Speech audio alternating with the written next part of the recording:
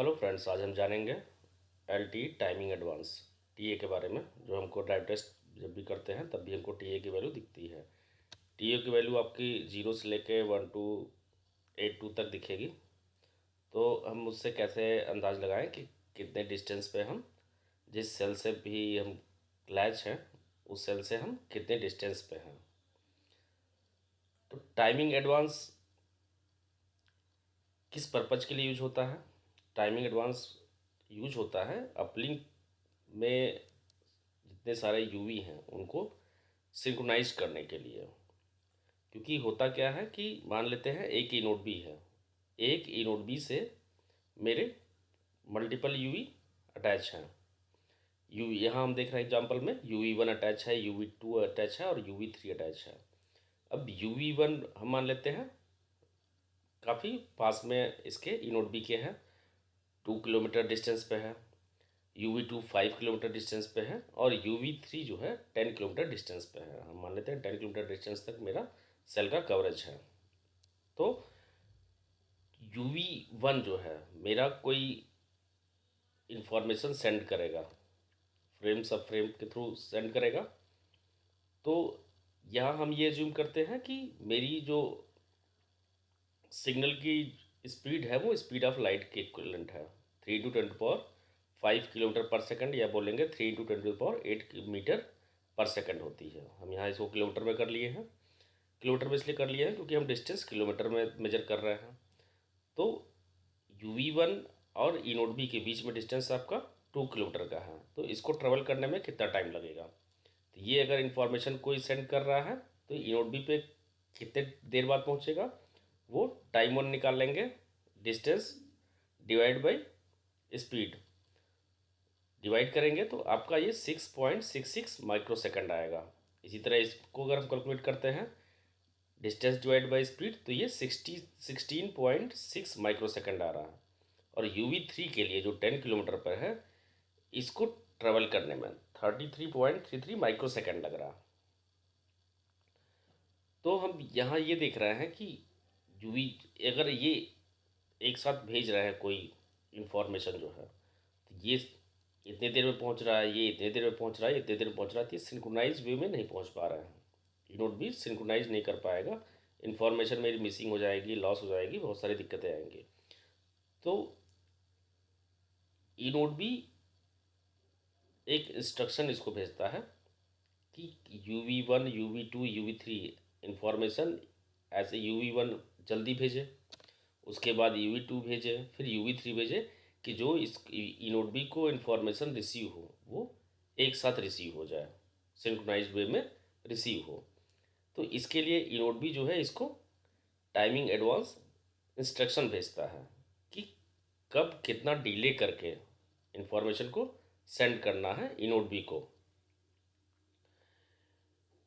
ई node B ये information जो है टाइमिंग एडवांस का इंफॉर्मेशन फर्स्ट टाइम जो है RAR रैंडम एक्सेस रिस्पॉन्स में सेंड करता है। जब भी यूवी नेटवर्क को एक्सेस करने के लिए रैंडम एक्सेस प्रोसीजर रैज भेजता है तो उससे ये इसका डिस्टेंस वो कैलकुलेट कर लेता है और उसके अकॉर्डिंग वो टाइमिंग एडवांस का इंस्ट्रक्शन वो RAR रिस्पॉन्स में भेजता है कि यूवी को कितना डिले करके इंफॉर्मेशन सेंड करना है ई नोड बी को। अब यहाँ टाइमिंग एडवांस जो भेजता है तो वो किस फॉर्म भेजता है? टाइमिंग एडवांस अगर मेरे को कैलकुलेट करना होगा एक्चुअल में तो वो होगा NTA इंटू TS सेकेंड, जहाँ NTA की वैल्यू 0 से लेके 1282, जैसा कि हम बताएं ये आपको शो करेगी 0 से लेके 1282। तो 0 से लेके 1282 ये क्या है? ये सिग्नल वैल्यू है, लेकिन एक्चुअल वैल्यू इसके करस्पॉन्डिंग अगर हम 16 से मल्टीप्लाई करेंगे तो एक्चुअल वैल्यू होती है 16 इंटू NTA 0 से लेके 1282 सिग्नल वैल्यू है। तो मतलब एक्चुअल वैल्यू मेरी कितनी हो गई? 0 से लेके 20,512 इसकी रेंज हो गई। अब TS की वैल्यू क्या है? TS की वैल्यू है 1/30,720 मिली सेकेंड। ये क्या है? ये एक सैंपल का टाइम पीरियड है। सिग्नल को जो एनालॉग सिग्नल है उसको हम डिजिटल फॉर्म में कन्वर्ट करने के लिए सैम्पलिंग करते हैं। तो सैम्पलिंग रेट पे ये डिपेंड करेगा। आगे अभी हम टीएस कैसे कैलकुलेट करते हैं उसके बारे में हम समझते हैं। यहाँ पे एक रेडियो फ्रेम जैसे हम बताया कि 10 मिली सेकेंड का होता है, एक सब फ्रेम 1 मिली सेकेंड का होता है। तो जो मेरा ट्रांसमिशन हो रहा है वो सब फ्रेम के फॉर्म में हो रहा है। तो हम इसीलिए टीएस को जो कैलकुलेट किए हैं वो मिली सेकेंड में किए हैं, टीएस को कैलकुलेट किए हैं मिली सेकेंड में। अब स्लॉट सब फ्रेम फिर फर्दर 2 स्लॉट में डिवाइड होता है और हर स्लॉट 0.5 मिली सेकेंड का होता है। फिर स्लॉट जो है O F D M symbol में डिवाइड होता है। ये 6 भी हो सकता है और 7 भी हो सकता है, डिपेंड करेगा कि हम नॉर्मल साइकिल प्रीफिक्स यूज कर रहे हैं या फिर एक्सटेंडेड साइकिल प्रीफिक्स यूज कर रहे हैं। तो अभी हम मान ले रहे हैं कि नॉर्मल साइक्लिक प्रीफिक्स यूज कर रहे हैं, तो 1 OFDM का ड्यूरेशन जो है 66.66 माइक्रोसेकंड होता है, जो यहाँ पे हम शो कर रहे हैं। लेकिन इसमें साइक्लिक प्रीफिक्स ऐड कर रहे हैं। पहले स्टार्टिंग में इसके कितना कर रहे हैं 160 सैंपल्स यानी 5.2 माइक्रोसेकंड ऐड कर रहे हैं और लास्ट में 4.7 माइक्रोसेकंड ऐड कर रहे हैं। तो टोटल जो मेरा O F D M duration हो जाएगा वो इस तीनों को ऐड कर देंगे तो मेरा O F D M duration add हो जाएगा। अब हम ये बात कर रहे हैं कि जो मेरा ये यूजेबल इंफॉर्मेशन जो है वो 66.66 माइक्रोसेकंड कैरी कर रहा है। तो जब हम सैम्पलिंग करेंगे तो सैम्पलिंग में क्या होता है कि जो यूजेबल 66.66 माइक्रोसेकंड में 2048 सैंपल्स क्रिएट होते हैं।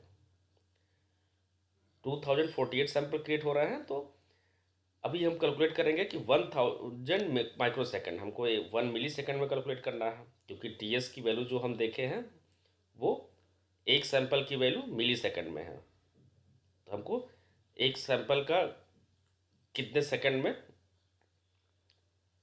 एक सैंपल को भेजने में कितना टाइम ले रहा है वो चीज़ हमको निकालनी है। तो उसको निकालने के लिए हम पहले देख ले रहे हैं कि 1066.66 माइक्रोसेकंड में 2048 सैंपल्स मेरा कैरी कर रहा है या ट्रांसमिट हो रहा है।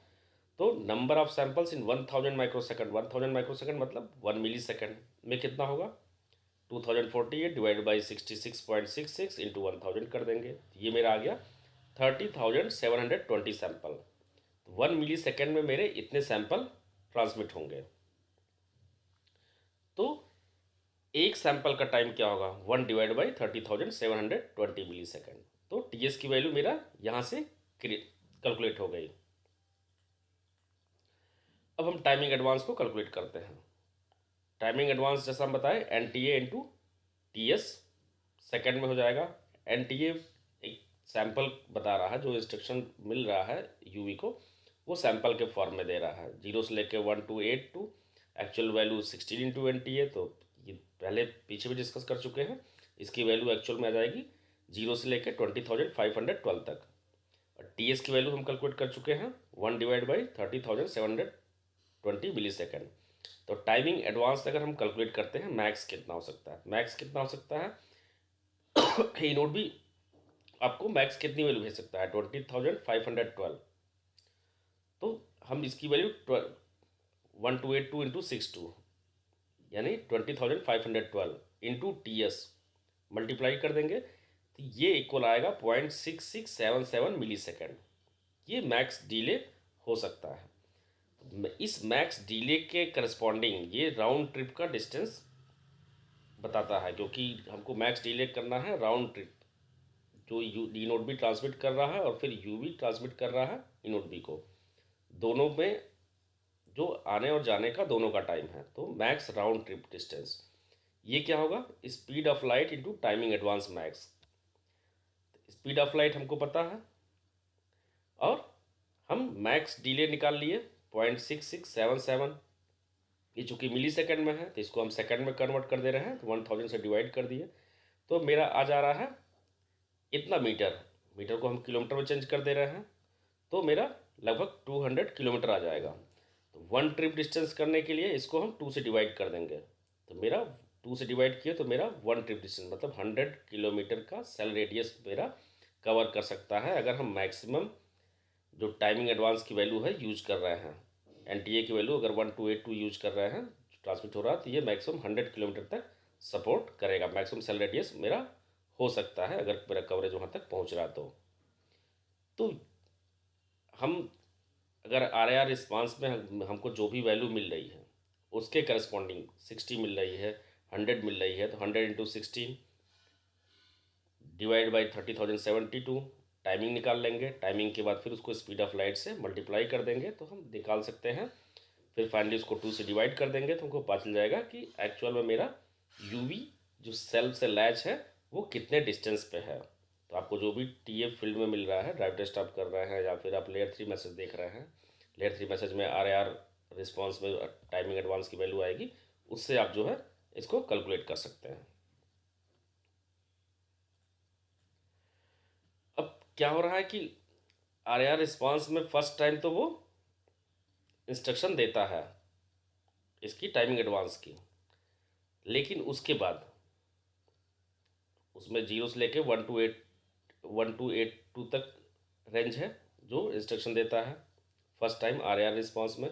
उसके बाद जो है 6 बिट टाइमिंग एडवांस कमांड जो है वो सेंड करता है RAR रिस्पॉन्स के बाद। आफ्टर जो है रैज प्रोसीजर हो गया तो वो भेजता है। उसकी रेंज होती है 0 से लेकर 63 तक।